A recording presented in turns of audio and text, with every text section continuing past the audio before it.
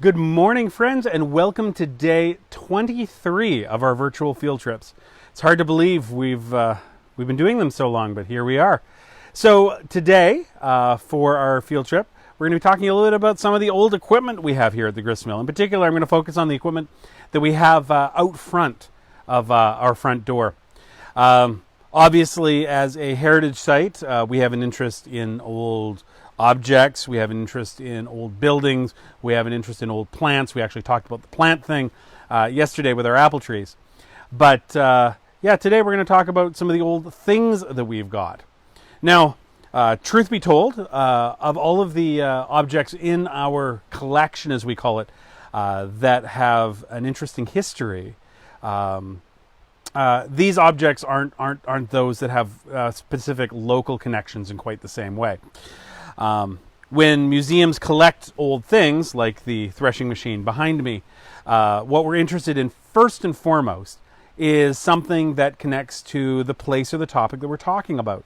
And the more connected it is, the more valuable it is to us. So something that came from the grist mill building itself is obviously by far the most interesting thing to us.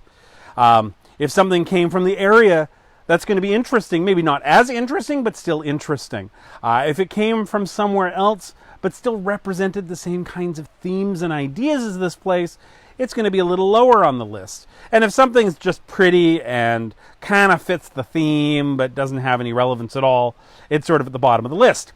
Now, this threshing machine is sort of in the second or third category. Now, I'm going to step a little further back so you can get a better look at what this thing actually looks like.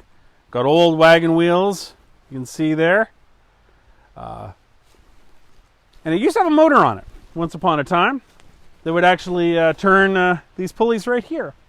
Because you see, the whole purpose of this particular machine was to take wheat or other grains that were being grown in a field, and we would take them, and when they were ripe, we would cut them off. We'd gather them together into something called stooks, and we would let those dry. Once they're done drying, then we're going to take those stooks, which have all the seeds on the top. Like, think of them as a big grass that's gone to seed, right? So the top of it, the seeds, are what we actually want to grind up to make something like flour, for example. Or we can crack it and use it for animal feed or all sorts of different things.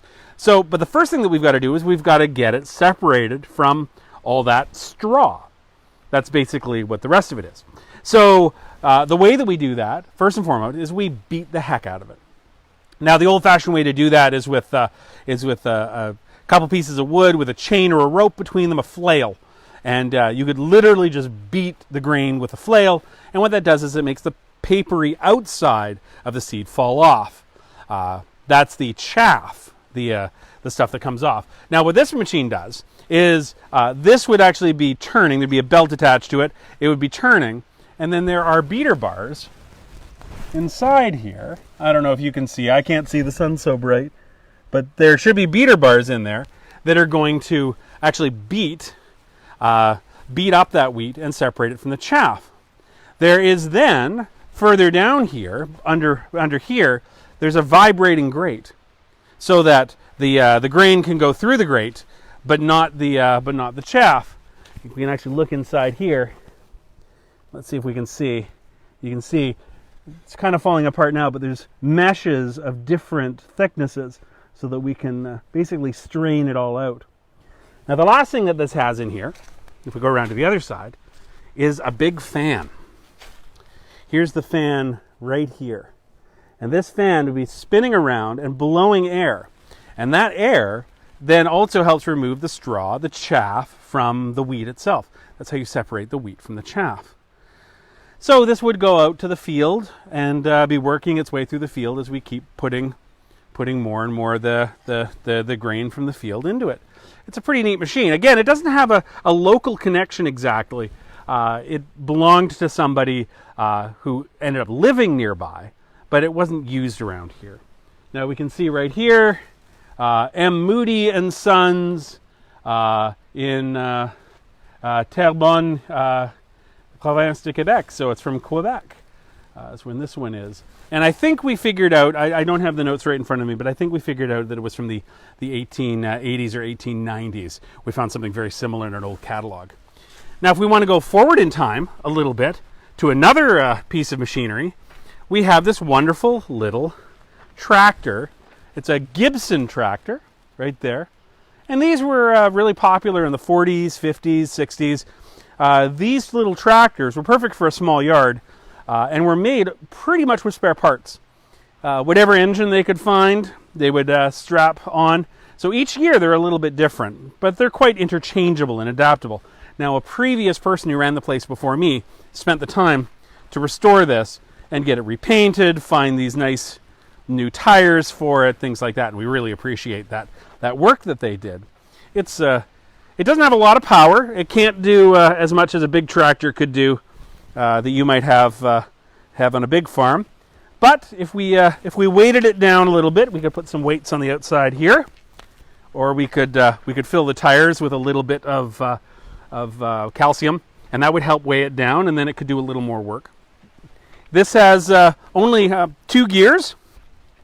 The shifter here either goes forward for forward or backwards for backwards. That's it. And unfortunately, it's so old, it's got a lot of play, and it's hard to tell when you're in gear. It has 3 pedals. One pedal is the clutch, and the other 2 pedals are brakes. Each brake controls one tire, is a brake for one tire. Now, this I refer to as the parking brake, but the truth is, if we follow, it's actually connected to the bucket in the front. So when we pull this back, it lifts the bucket. Let's give you a better look at that. So there you go. Yep. And then on the other side, we have our steering wheel. Except it's not a steering wheel at all. It's a whole other lever. And this lever, again, we'll look down here. So the lever connects here all the way to the tires. And so it moves the tires left and right, depending on whether you're going forward or backward with that lever. So it's an interesting machine. Now, one more I'll show you. The last one for right now is our Ransom Tractor, it's called. Ransom is the company that made these in England. They were really popular. Again, just around and just after the Second World War. You have to imagine that this particular machine right here would have been bright blue when it was new. This absolutely bright blue. Let's see, right along there, and bright red on the inside here. Now you'll notice it's got tracks like a tank. And got those on both sides. That's how it moves. And it actually steers exactly like an old tank does too. You have 2 handles. One is for each side. So this one would control this, and you can go forwards or backwards, depending on which direction this is. And same thing with the other one. So you could turn very quickly by putting one track forward and the other track backwards. You could just turn literally on a dime. Now it has a very small single-stroke engine, and yet can still have a decent amount of power. It looks like at one point this was set up actually to have a bucket in the front that would have pivoted off of there. And then it has a genuine, what we call a power takeoff back here. And that's to run all sorts of things. That's power that comes from the motor all the way out the back of the tractor to make it do something else. So, maybe you've got a tiller on the back of it, and this would make the tiller do the tilling or other things like that. Now, we do have a couple of tools for it. One of the tools we have is this plow right here. And so using these, we can set the depth and the angle so that we can dig as deep as we want. And then we have a set of discs. This is another tool used in farms. When we run this over dirt, it helps break it up quite nicely. And we can also do a little bit of piling with it depending on the angle that they're set at, because as they're pushing through the dirt, they can push it to the side or they can just cut through it. So we've got those, the discs and the plow, for a pretty amazing Ransom tractor. We also have our Gibson Tractor. We've run it in parades sometimes. And of course we have the old threshing machine. Now, this one in particular, it's about to fall apart. It's old, it's in bad shape. Things are not at all the way that they're supposed to be.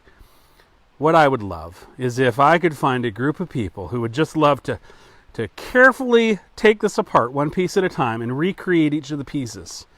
Truth is, it's still in good enough shape that we know this piece of wood, what size it is, where it attaches, and we could attach it back together. Same thing with the other. The metal is still in fine shape. It's just a matter of replacing all this wood. So anyways, those are just 3 of the machines that we have here at the mill. There are others as well, and we'll take a look at those on another day, but here we go. We'll do one more look around at our old threshing machine. Oh, there's a date for you. Patented 1899, a little later than I thought, but there you go. So our threshing machine, our Gibson Tractor, and our Ransom. Anyways, thank you so much for watching today. It's always great to spend a little bit of time with you. I was actually hoping to do a different video this morning. We had our local insect control, pest control person come by. And I don't mean like regular ants and things for our building. I mean like actual orchard, agricultural pests. We have a problem with something called the codling moth here, which causes all sorts of damage to fruit. And so there's a number of programs in place to help control them. One of them is just monitoring. They put bands, little cardboard bands on the outside of trees to catch them, to get a sense on how many there are. They put out sticky traps and they release insects. The same kind. They release codling moths, but what they do first is they zap them with radiation so that they're sterile. And then they release them out into the wild. And the idea being that they're heading off looking for mates and distracting those the fertile insects so that they can't make babies. And it's an interesting method of control. Now, because they're raising them in a lab, they feed them a special feed so that their guts are bright red. And that way, when they set a trap out and they trap a whole bunch of these moths, they can squish them quickly and see which ones look red. And if most of them are red, that means it's mostly the lab-grown ones that are sterile.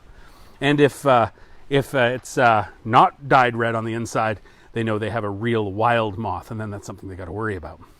So I was going to talk to her today a little bit and see what she's doing, but it just didn't work out timing-wise. So instead, we looked at our machines. Anyways, thank you so much for watching today. As some of you know, I'm coming down to Vancouver on Thursday. I have delivery of a bunch of tasty treats for a whole bunch of people. If you would like me to bring you down something, you're welcome to go online to our website, oldgristmill.ca/shop. You can order anything you want and get delivery right to your door if you live in the Lower Mainland or Fraser Valley. It's going to be a long day, but I'm going to be doing those deliveries then. And it'd be great to see you from a social distance. This would be a really nice way for a little bit of support. So anyways, thank you so much for watching, and we'll see you again tomorrow. Bye-bye for now.